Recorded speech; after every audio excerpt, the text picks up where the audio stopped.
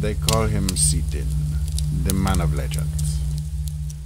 Ladies and gentlemen, hello and welcome to my Greenscale soloing video / kind of guide, but it's not really a guide because not anyone can do it.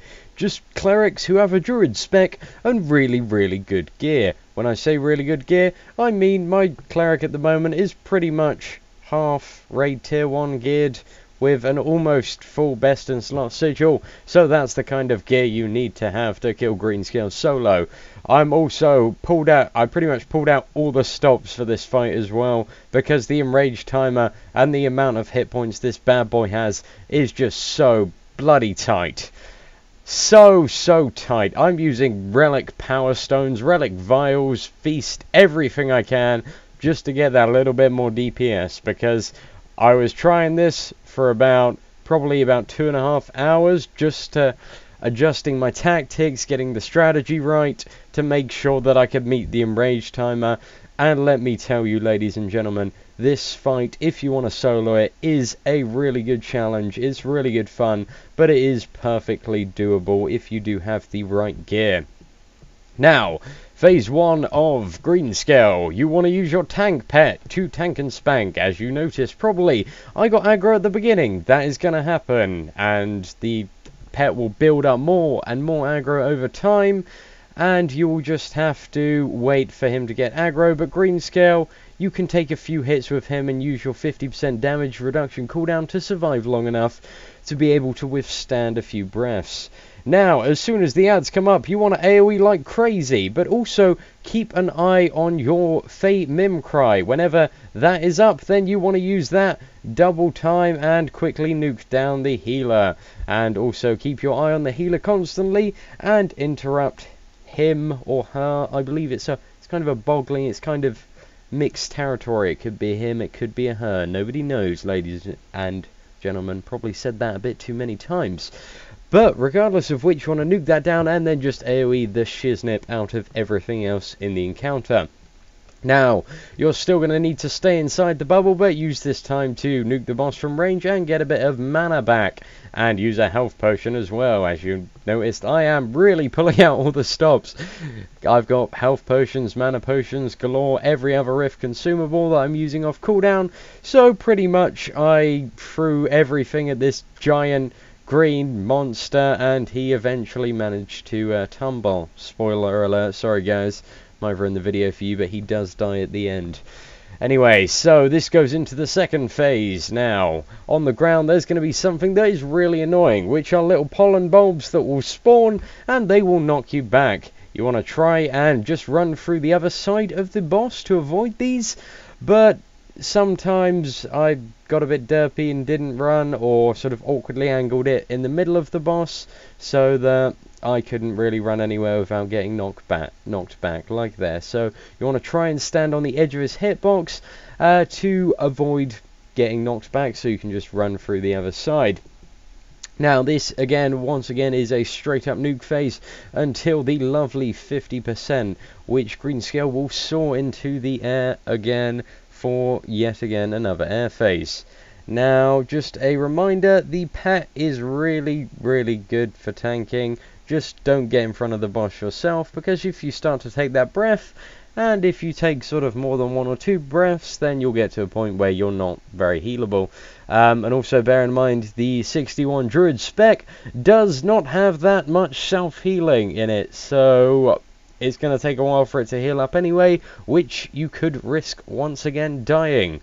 As you can see, I'm trying my best to get all of the mobs into the middle of the room, just so all of them are dead. Then I can further hit Greenscale and also do a bit more damage. Now, the enrage timer is 14 minutes, so you have 14 minutes to kill this boss or he will enrage. You can survive for about 20 seconds. to possibly 40 if you're really lucky when he does enrage, due to various cooldowns, etc. if you play it right.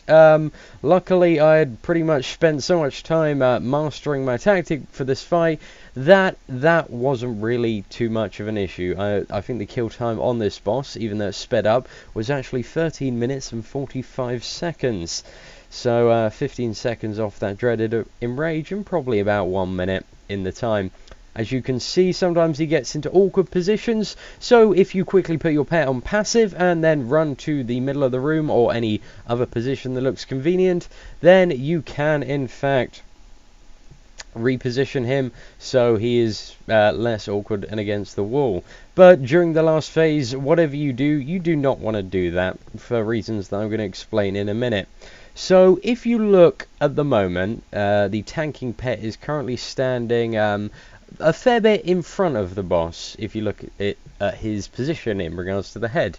And what's happening is, because the tanking pet is standing so far in front, he is not cleaving any of the brackens at all. So during this part it made it a bit awkward, because as you can see, I'm trying to awkwardly position myself around the brackens, which isn't going too well, as they're very just awkward and everywhere and not going down at all, and it's generally not worth your time turning your attention to them to damage them, as you know the enrage timer once again is really tight, and you're going to want to be pumping out absolutely everything you have on yourself.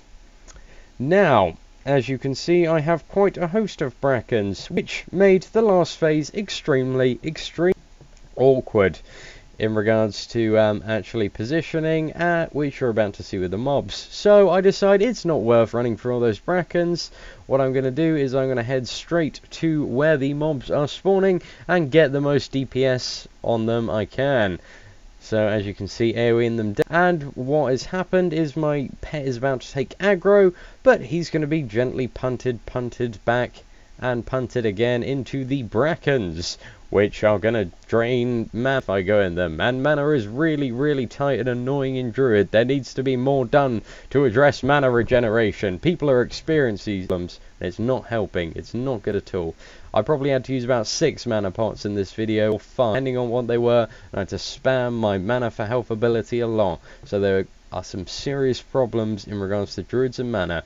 But as you can see by this video, we're still OP as fuck, so, you know, I'm kind of cool with that. So, as you can see, at the moment, I just decided to send my pet off and tank Lord Greenscale. As you'll notice now, my pet is right under the chin of Lord Greenscale, right in his hitbox. Now, what you want to do is, during this phase, you can't really move him at all, due to the fact you want your pet to cleave, and also you want yourself to cleave down both the little wisps that are spawning and also the brackens. So as you'll notice, if you use your AoE macro and turn on the AoE pet extra damage ability, that will make very quick work of any pollen that spawns, and quickly dispatch of it, because if he gets any pollen, then the damage is going to amp up, so that your pet's health is going to get gradually, well, considerably lower and eventually die, because due to the healing debuff on your pet is pretty much taking no healing at all. Well, it's taking sort of 100 for every swing it does. Occasionally you get that awkward thing where there are 2 brackens. You can quickly turn your attention to one bracken and just quickly smash it down. It only takes a few hits, but then again, you know, it is wasted DPS on the boss after all. As you can see, when we're getting into the final numbers, it is really heating up, and everything is spawning a bit faster. So yeah, that is pretty much it. So rinse and repeat. You want to make sure your pet is positioned under the boss, so you really don't want to move it from when Greenscale lands, and cleave everything down when the wisps spawn. And apart from that, focus your single target on Greenscale. So yes, ladies and gentlemen, that is how you solo Greenscale. And finally, I've proven the whole of Greenscale's Blight is soloable. And I thank you for watching, and I hope you enjoyed this video.